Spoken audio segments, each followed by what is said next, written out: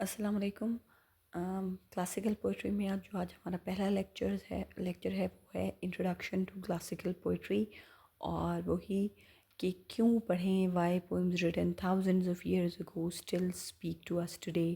ابھی تک classical poetry جو اتنا عرصہ پہلے لکھی گئی تھی وہ ابھی تک امپورٹنٹ کیوں ہے؟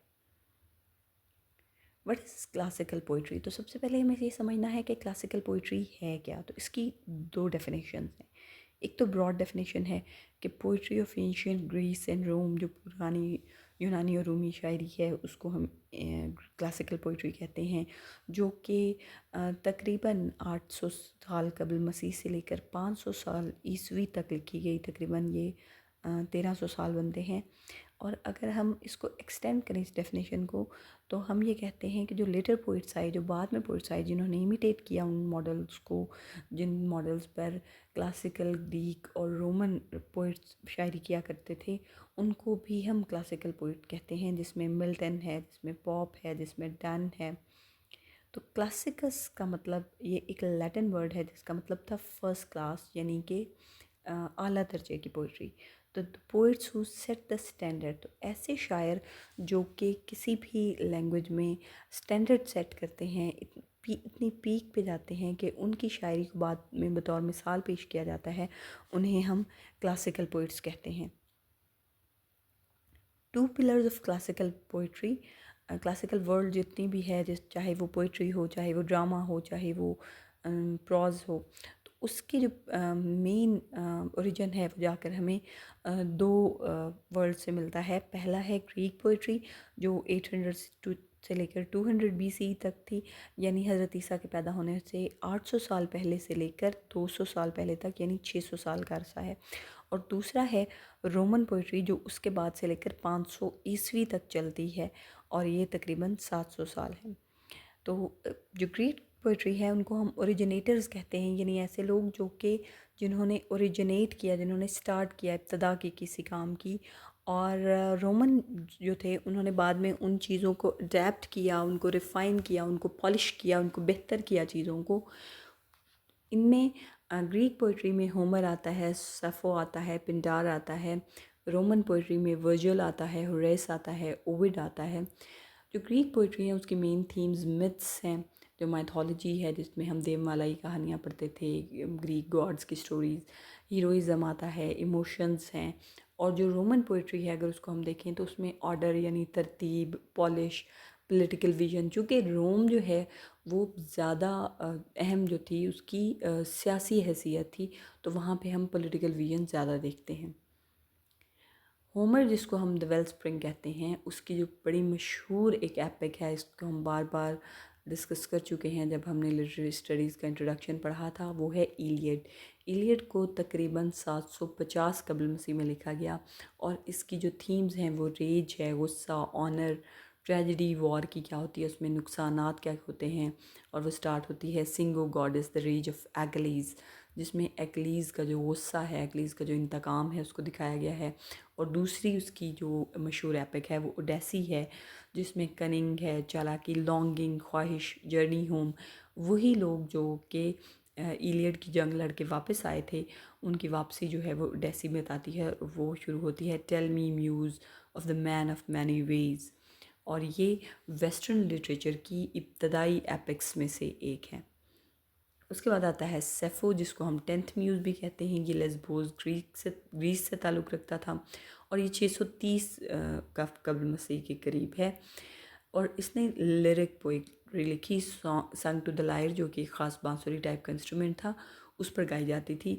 اس نے لو، ڈیزائر، جیلسی، اس قسم کی تھیمز کو ایکسپلور کیا، جیسے کہ اس کا ایک فریگمنٹ ہے کہ he seems to me equal to gods that man who opposite you sits and listen close to your sweet speaking, کہ وہ شخص مجھے خداؤں کا ہم پلہ لگتا ہے جو تمہارے سامنے بیٹھتا ہے اور تمہاری باتیں سنتا ہے۔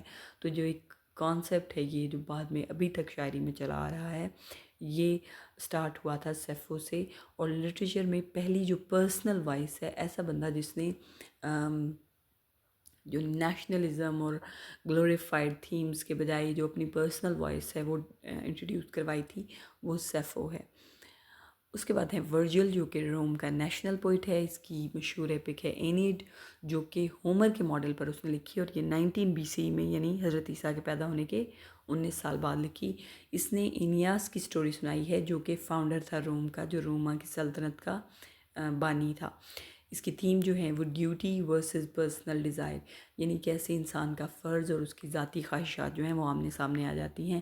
آئی sing of arms and the man, اس طرح سے سٹارٹ ہوتی ہے. Poem about the cost of empire, کہ سلطنت کی کیا قیمت چکانی پڑتی ہے. جو کلاسیکل پوئٹری کے یونرز ہیں بڑے مشہور، یہ ہم پہلے بھی پڑھ چکے ہیں. ایپک ہے جو کہ ایک لانگ نیریٹو ہوتی ہے، ہیروئک ڈیڈز، ایک مافوق الفطرت قسم کے کارنامے کرتے ہیں. اس کا ایک لمبا کہانی ٹائپ بیانیہ ہوتا ہے، نظم کی صورت میں اسے ایپک کہتے ہیں. اس کے بعد لیرک ہے جس میں پرسنل ایموشنل ہے اور عموماً گانے کے لیے لکھی جاتی ہے. ایلیجی میں مرثیہ ہوتا ہے جس میں ہم لاس وغیرہ اور ڈیتھ وغیرہ کو مورن کرتے ہیں. اووڈ اس کے بارے میں کا ایک مشہور پوئٹ ہے. اس کے بعد اوڈ ہے جو کہ سیلیبریٹ کرتی ہے ایک پرسن یا ایونٹ کو، اور پنڈار جو ہے وہ اس کا ایک اہم پوئٹ ہے.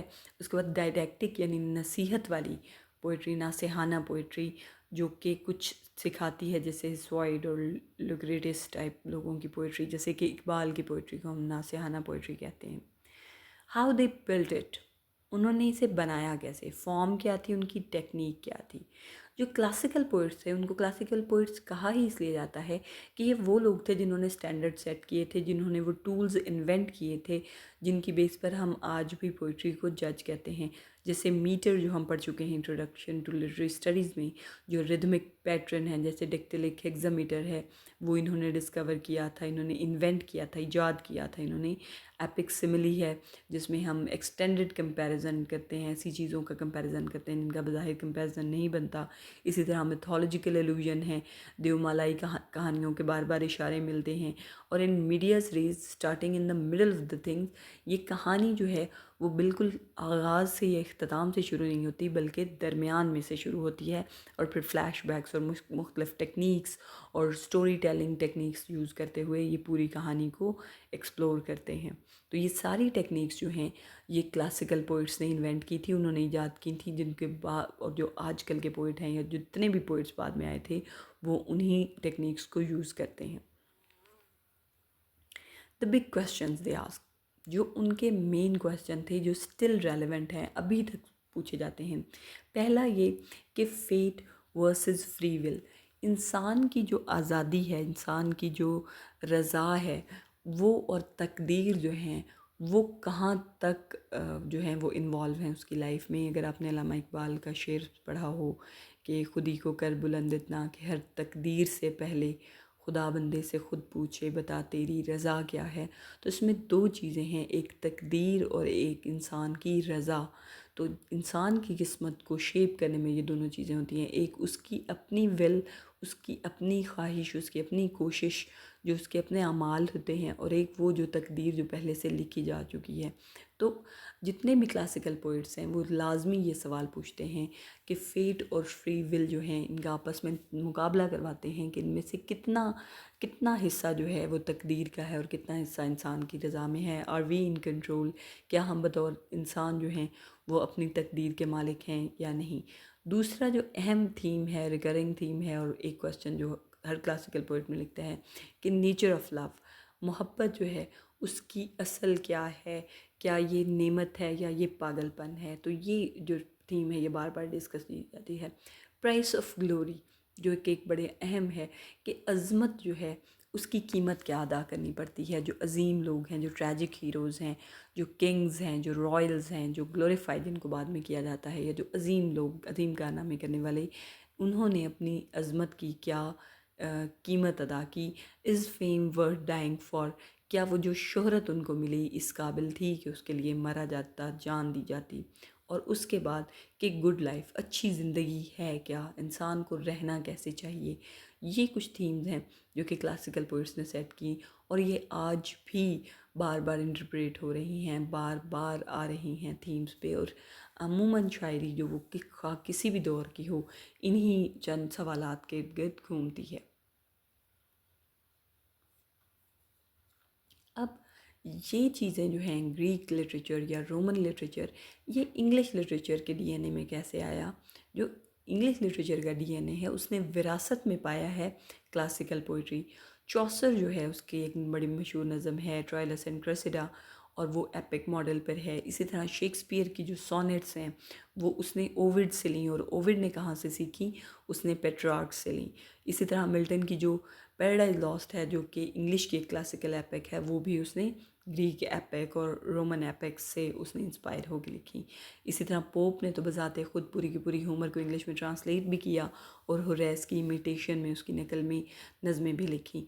اسی طرح ماڈرنسٹ میں سے جو جارج ایلیٹ اور ایزرا پاؤنڈ ہیں، ٹی ایس ایلیٹ اور ایزرا پاؤنڈ ہیں، انہوں نے وہ جو فریگمنٹڈ پوئٹری تھی اس میں جو ہے وہ کلاسیکل تھیمز کو ڈسکس کیا۔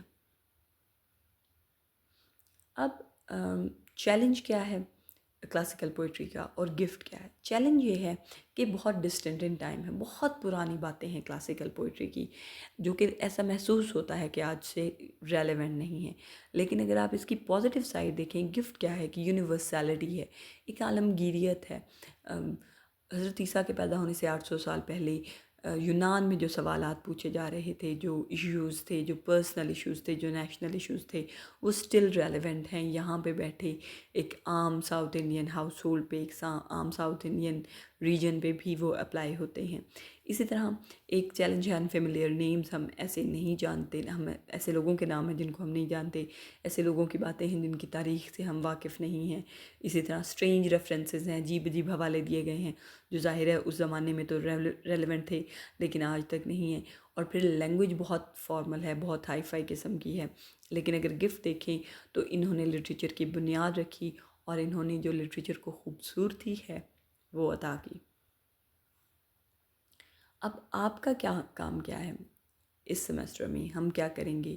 ہم شاعروں سے ملیں گے، خاص طور پہ یہ جو 4 شاعر جو کہ ہمارے کلاسیکل پوئٹس ہیں انگلش کے، ان کو ہم پڑھیں گے، ان کی نظمیں ایکسپلور کریں گے، ان کے پیریڈ جو ہیں ہم ہسٹری میں پڑھیں گے، اور ان کی کانٹیکسٹ اور ان کی تھیمز اور ان کی فارم اور ٹیکنیک اور سٹرکچر جو ہے وہ سارا ہم ڈسکس کریں گے، جو کہ ہیں جوفری چوسر، جان ڈن، جان ملٹن اور الیگزینڈر پوپ۔ ان سب نے کلاسیکل پوئٹس جو گریک ہیں اور رومن ہیں ان کی پیٹرنز پر ان سے انسپریشن لے کر اپنی شاعری کی ہے، اور ہم دیکھیں گے کہ کیسے وہ انگلش دور میں بھی ریلیونٹ ہے۔ اس طرح ہم فارم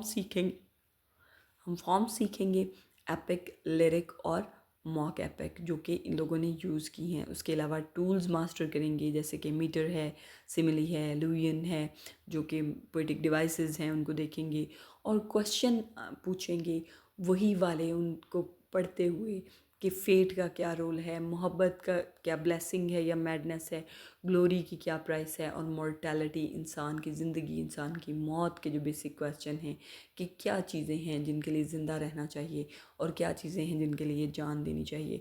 اور اس طرح ہم کنیکٹ کریں گے ڈاٹس کو کہ کیسے کلاسیکل پوئٹری جو ہے وہ آج بھی ریلیونٹ ہے۔